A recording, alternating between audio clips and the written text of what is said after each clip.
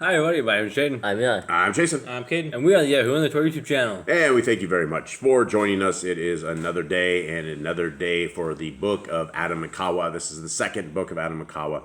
For those who do not know anything about this channel, if this is the first time you're ever tuning in on this, we are the family that believes what the Bible says. The Bible says that the laws, statutes, and commandments of our Creator, which are awesome, which are amazing, are there for all time, they're for all generations, for all families, for all races, for all creeds, for every human being that is out there.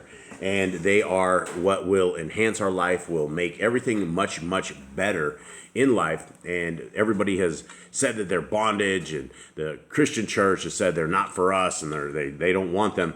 And that is a mistake, and the scriptures are very, very clear that that heaven and earth will be here, as well as the Torah. When heaven and earth is gone, then maybe the Torah will change. But as long as you see heaven and earth, the Torah is still in effect. And so this is what we are, the people that do. We constantly try to encourage people to keep the laws, statutes, and commandments of our Creator, and that you have the faith of Messiah Yahushua. And for those who do not know who Messiah Yahushua is, that is Jesus the Christ. And so let us begin with our reading of today. And for anybody who didn't tune in yesterday, which it'd be kind of weird, I guess, starting in the middle of this. But if you are starting in the middle of this, yesterday the son of Aḍam, Sheth, was being tempted by Satan, and Satan was trying to lead him astray, and he gave him all of these great places and all these beautiful women and all this stuff, and a place where he would be his own god. And this is Seth's answer to all of this. When Sheth heard these words, he was amazed and inclined his heart to Satan's treacherous speech, and said to him, "Saidest thou, there is another world created than this, and other creatures more beautiful than the creatures that are in this world?" And Satan said, "Yes, behold, thou hast heard me, but I will yet praise them and their ways in thy hearing." But Sheth said to him, "Thy speech has amazed me, and thy beautiful description of it all. Yet I cannot go with thee today, not until I have gone to my father Aḍam and my mother Ḥawwah, and told them all thou hast said to me. Then if they give me leave to go with thee, I will come." Again Sheth said, "I am afraid of doing anything without my father and mother's leave, lest I perish like my brother Cain, and like my father Aḍam, who transgressed the commandment of Elohim. But behold, thou knowest this place, come, and meet me here tomorrow." When Satan heard this, he said to Sheth, "If thou tellest thy father Aḍam what I have told thee, he will not let thee come with me. But hearken to me.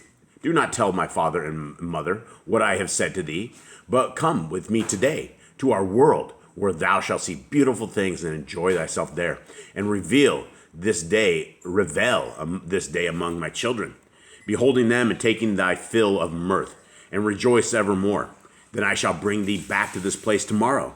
But if thou wouldest rather abide with me, so be it."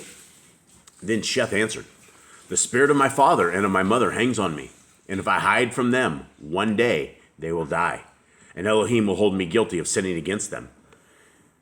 So a thing here is that Seth did what Adam should have done every time Satan came to him. He should have asked his father, which was Yahuwah, and so he goes back to his dad. He's like, "Is this the right or wrong thing?" And that's something we all should do when we have questions. We should go ask Yahuwah if it's right or wrong, right? Instead of going immediately doing that thing, before we rush into it, we should ask Yahuwah whether it's right or wrong. Yeah, even in the days of Joshua messed up. Joshua made bonds and commitments with all of the outsiders of the land, and they ended up with all of these raging Gentiles all around them, and they had made an oath to them, and so they didn't destroy them off of that. And so that led to Yisrael never ever making it to Torah keeping. They never made it to commandment keeping.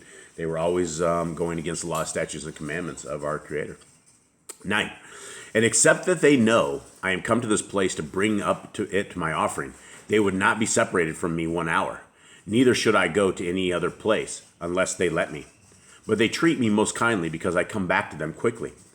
Then Satan said to him, "What will happen to thee if thou hide thyself from them one night, and return to them at break of day?"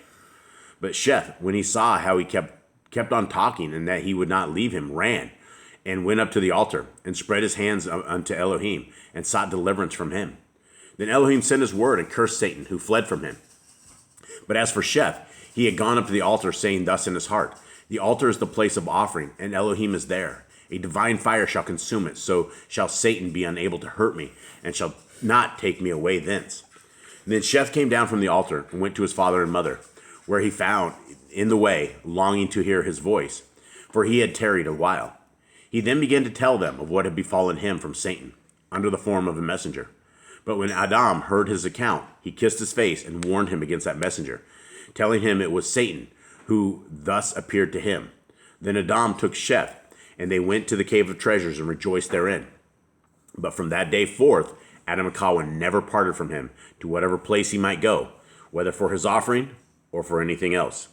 This sign happened to Sheth when he was 9 years old. All right, so that is the end of today's reading. This is the wiles of Satan for one of the very first times. Somebody has defeated the wiles of Satan. And Adam's probably really happy to hear that he wasn't deceived like he was. I think Adam was probably similar to this age when he was getting deceived every single day. Yeah, and from here on out, the kid was 9 years old, and they never left him after this, right? Yeah, they're like, we can't let Satan even trick you or something like that. So they understood that Satan is after our kids, and Satan is definitely after our kids. He's after our hearts, minds, and souls. He's after our spouses. He's after every bit of us, everywhere.